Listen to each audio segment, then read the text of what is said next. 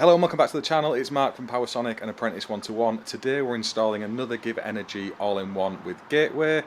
This is to supplement an existing PV array. The customer has a nice feed-in tariff payment coming in off a PV system that's been installed for a number of years, and they want to supplement that with an AC coupled battery. So we're going to run through the install here on this video. There's a few other extras as well to include, such as a consumer unit we're popping down here in the garage. I've got Matty and Nathan with me. We're going to delve into it, show you how it all comes together. So if you're a consumer and you're considering having a Gateway and all-in-one system alongside your existing PV, you can see how that can work. And if you would like a survey and quotation, please do remember to get in touch.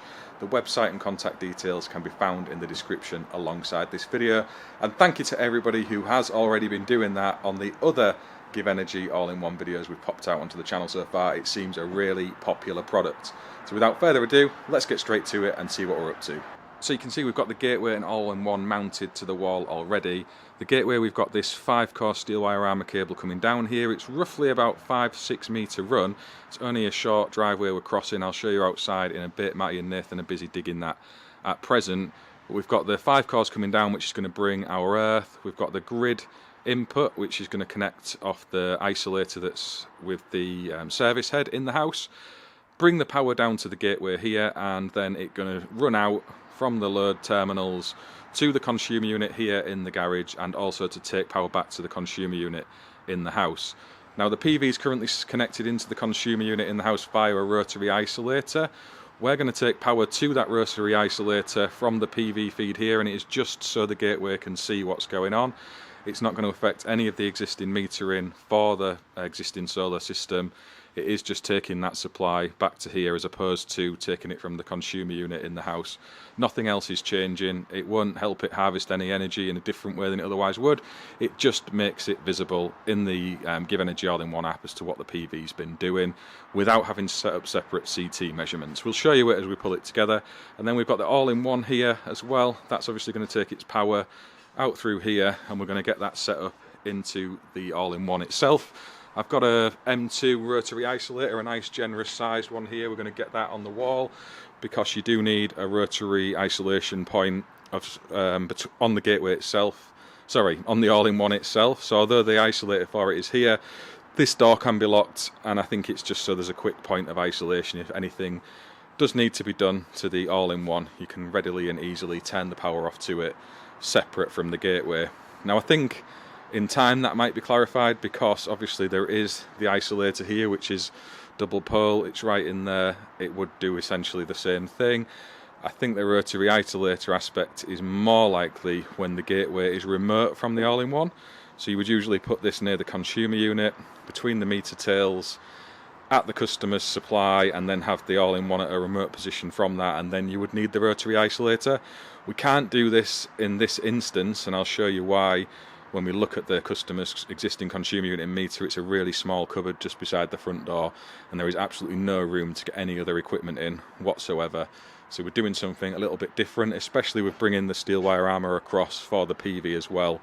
It just made sense to set it up like that, but it'll make more sense to you guys when you get to see it. My job for the minute is to get this rotary isolator on the wall, so I'm going to do that. And I've then got a Verso consumer unit to get mounted, which is going to take the circuits here at the garage.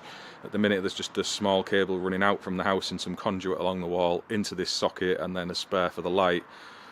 We're going to take that into a consumer unit that we're putting up here, and then that'll have tails down into the Gateway as well. So I'll get on with that right now. So these are the cables up to the house. It runs across the driveway here. It's not an especially big run, but we're going to put an adaptable box on the outside of the wall there, which is going to take all of the terminals and then run tails through to the consumer unit, which is just the other side here. We can't take the steel wire armour in and terminate it inside that cupboard because there's just not enough space. So we're having to use the adaptable box outside to break out all the cabling and give us enough wiring room to make the terminations correctly. Would have preferred to get it all inside if we could and not have the box on the outside, but that's just the way it goes sometimes. The customer's happy with it. We'll show you when it's on there and you can have a look and see what we've come up with. That's the old cable route out to the shed and garage. Obviously that's going to be redundant now, and we can get this in. We've got our data cable across, steel wire armour for the PV, and the steel wire armours covering the grid feed out to the Gateway, and then the return back for the load on the consumer unit. All inducting under the drive, put back together like we'd never been here. Matty and Nathan done a cracking job, and I'll show you when we're at this stage coming up next. And this is where we're up to. We can see we've got the Verso board all mounted up. So we've got our 2 circuits coming in for the minute. One is to pick up the existing spare for the garage, and the other is for a new socket for the roller shutter door. Got the gateway on and loosely brought our cables in. These all still need dressing up and cleating. It does get a bit busy underneath. So you can see we've got our all-in-one cable running out. We've got our PV coming in. We've got the earth rod coming in. We've then got some tails that run out up to this consumer unit, and we've got the feed in and then back out to the house loads as well. The ABB switches, MCBs, have 2 terminals on the back, so one has got pin crimps on, so we've pin crimped the line and neutral feeds up to this Verso board, and then in the cage clamps we've got the line and neutral feed back to the house, and it works much in the same way on those as you can see with the bypass switch. So there's the room in the back there to get the bypass buzz bar in to account for the switching that if this all goes wrong, so you can still have power into the house. So the basic principle is the grid connection comes into this 100 amp switch here, and that's brought from the consumer unit of the house. I'll show you that in a minute. Sorry, the main intake service fuse comes down to here, goes into the electronics in the top, and then all of the equipment get connected into these buzz bars in the back of the gateway. So your PV, your all-in-one, and the GivEnergy all ultimately end up feeding into there, and then the loads which come out through this C80 breaker go off to your loads. So on the last all-in-one we did, we had a pair of cables out of there leading up to a distribution board which would then feed the house and the other sub-boards, but in this case we've just got the 2 sub-boards, if you like, and we can take both of those feeds from this main switch, and it just avoids fusing down in this other enclosure here, and also gives us a single point of isolation for all of the connected loads on the installation within the gateway. We've got our 2 meters on here, so we've got the PV generation meter, and we've also got the generation consumption of the entire installation as well. We've got our all-in-one isolator here, and again we need to cleat this cable up. We was going to bring this up in the trunking and then loop it out and in, but I decided it would look neater to do it this way, and that's what we've gone for. That is an EV Ultra cable, so I didn't want to bring it up the side and then just poke it through for a coupler into the isolator. I wanted to bring it and gland it in underneath at the bottom. So that's what we've done. We're going to cleat that up. I'll show you it when that is in place.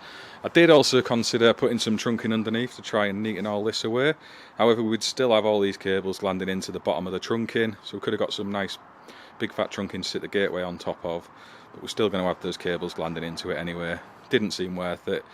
Normally you wouldn't have these 2 sets of tails coming in and out of the gateway itself, so there's more there than would be usual, but it's just the nature of the beast, and we'll neaten it up neatly to show you that at the end as well.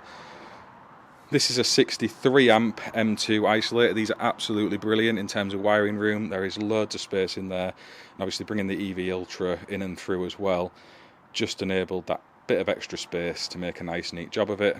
And then we've got some good old Flexicon to take the cable through into the all-in-one itself, and that's got its little antenna on top ready to go.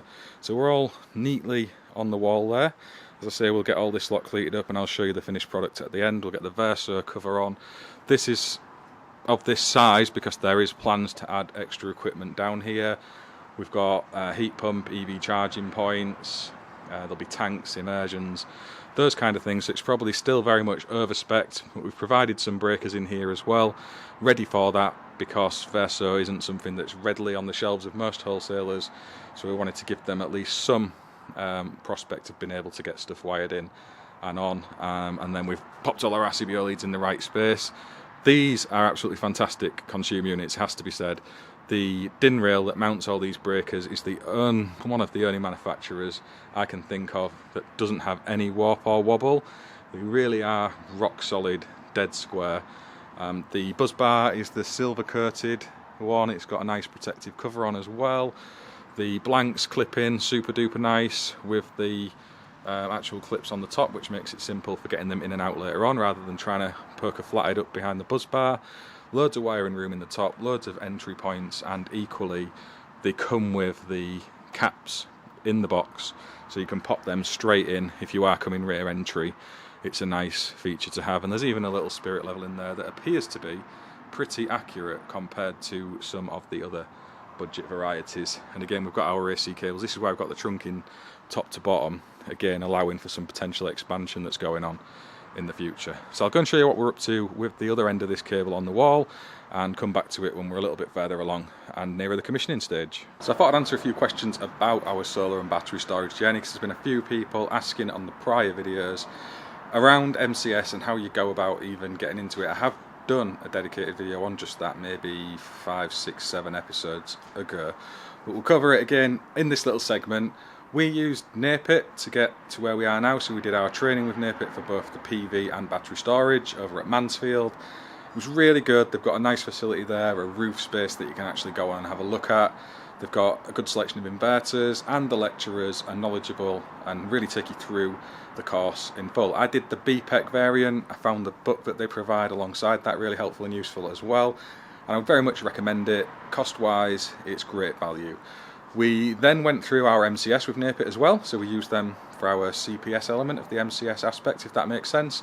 And basically they send an assessor out as you would normally have for your Part P kind of process, but in focusing specifically on your PV battery storage and MCS processes. And it's very much paperwork heavy audit at the minute. It's currently going through review of MCS, and that will probably be changing, but for now they're looking at your record keeping, the management of all of your solar PV jobs, so that you can identify particular serial numbers and equipment that are installed on site, for example, that you've got records of your scaffolders, all of the jobs you've done, the contracts that have been signed, the actual content of your contracts as well.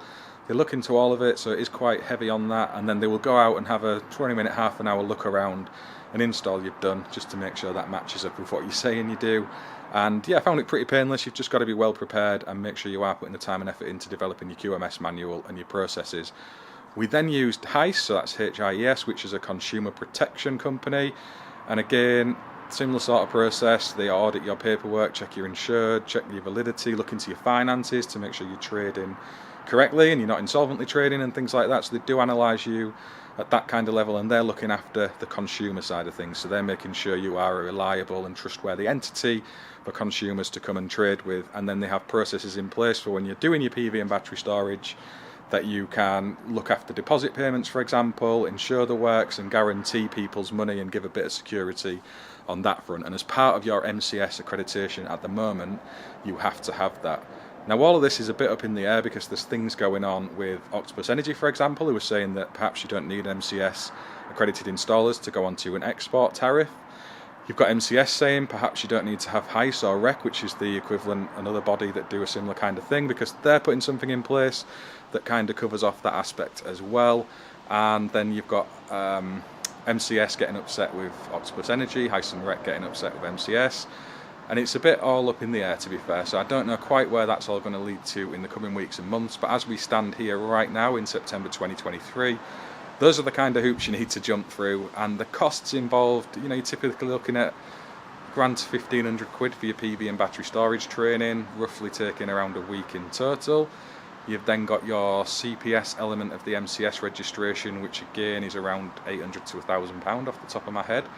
And then on top of that again, your HIS and REC, which is more based on your turnover, but typically for smaller companies you sort of again £800 to £1,200-ish, I believe. And ongoing, there are costs with every job you notify, beyond just the basic Part P sets. I forget what they cost now, £4 or £5, whatever it is. For an MCS insurance-backed paperwork, it's around £50. Without the insurance, it's about £30. And the HIS and REC element, I approach it differently. I think with HIS you pay per job you notify, whereas REC, it's more of an upfront fee. So it does vary based on the one you use. But typically, again, another £50, £60 approximately on every job you notify. So there is quite a lot of money involved to get yourself in that area of industry. Time as well. Typically it's going to take you at least 12 months, I would say, from a standing start to get yourself out the other side accredited and ready to go. But it's doable. We've done it. We kind of started looking at it towards the end of 2022 and really got on with things in maybe October, November of that year, and have slowly progressed through that process. There was a wait of around 12 weeks to get an MCS on-site assessment. We then had a similar kind of delay with HIS. Actually, that was probably longer in truth. They're really overwhelmed at the minute. So don't expect a fast reaction if you are deciding to jump into it. It does take time, but it's very much worthwhile. We're seeing the benefits of it now. And we're doing really well with our sales pipeline, specifically from YouTube content. So there's the GivEnergy video we shared a few weeks ago, which has generated around 30-40 inquiries. We've converted quite a lot of those as well, and we've got a good steady flow of work into 2024 because of that. So it actually paid off big time. So when you're looking at YouTube and Instagram and other social media platforms in terms of influencers and payments for that, it's well worth remembering it's there for us to just share our work and grow as a business. If you post your stuff and get out there, people will find you. That's what we've certainly found. So this is what we're working with inside, and the DNA are coming to have a little look at this, obviously once the commissioning stage is complete. But we've got our solar isolator here, which we've wired our steel wire armour directly into on the side there. So that's coming straight through the wall as a steel wire arm cable into the AC isolator, and that was running off this AC RCD here. And this circuit, as you can see, so that's no longer connected in that way, but everything leaving the AC isolator is exactly as it was. We've just moved the supply to it, to the gateway. The tails then go out of the meter through the wall to the box we put external. It splits inside that external cabinet to the steel wire armour cable, which takes the feed over to the gateway. That then pops the grid supply into the gateway. It then returns through the same steel wire armour cable. It's 5-core back to the enclosure outside on this wall here, where we reconnect into some Henley blocks to come through in double insulated tails straight back up and into the consumer unit. So we've got the gateway and the all-in-one in the garage. The customer didn't want it on the wall outside here because it is overlooked from the street, and obviously it's valuable equipment, so it's in the garage nice and safe. But we couldn't bring the steel wire armour straight in here to get into an enclosure and try and gland it in. There was no way to gland it into this board, so the only option we had was an external enclosure to make all those connections. And there is a switch fuse in there as well, so as the power leaves the meter here, it runs through the cavity, and there's a switch fuse in that enclosure. I'll show you it in a minute so you can see what I'm talking about. Need to put a couple of blanks in here. Matt is just going to tidy up a few bits and pieces. So yeah, we're happy with that. That's all come up nice. We're just testing the system now and commissioning outside. I'll take you out there and show you the cabinet on the wall outside and run through a bit of the commissioning on the gateway and all-in-one. So we've now got this running through the update. As you can see, the gateway is very nearly there, so we was able to start the all-in-one update. We found starting them both together just leads one to crash the other. So we start the gateway off first, it runs through its update, does all of its restarting, gets itself back online, then starts to do its check, and at that stage you can start to update the all-in-one as we've done here. So that's now got its flashing green light, it's running and doing its checks. You can see we've got the all-in-one on the wall with the AC isolator. We've got the lovely Verso board all ready to go for the customer, and we just used the Verso labels on that. We've then got the gateway itself, and as I was talking about inside, that steel wire armour comes up here, runs into the grid switch. At the moment we've got it on bypass, so that just takes that power straight across to the load side and drops it out onto the cables feeding this consumer unit up here.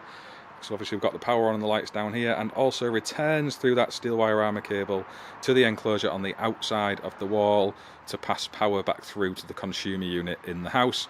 The steel wire armour for the PV comes up and into here, and then we've got the AC feed running from the AC isolator here for the all-in-one back into the gateway itself. For the minute we've got the PV off.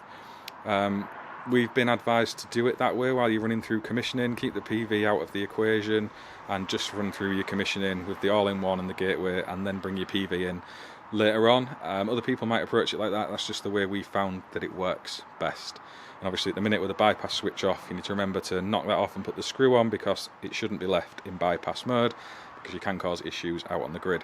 But otherwise that's come up reasonably well. I think we're quite happy with that.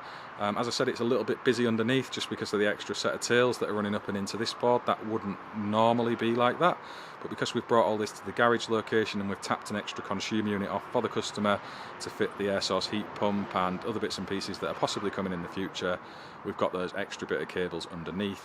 Still looks very tidy, everything is safe and compliant. Hopefully this all commissions nicely for us and we can hand this over to the customer to start enjoying that lovely renewable stored electrical energy. So this is the switch fuse outside. As we said, the tails come through into this switch fuse in this enclosure, and that then drops the power over to the garage. It's all nice and waterproof in this IP67 enclosure.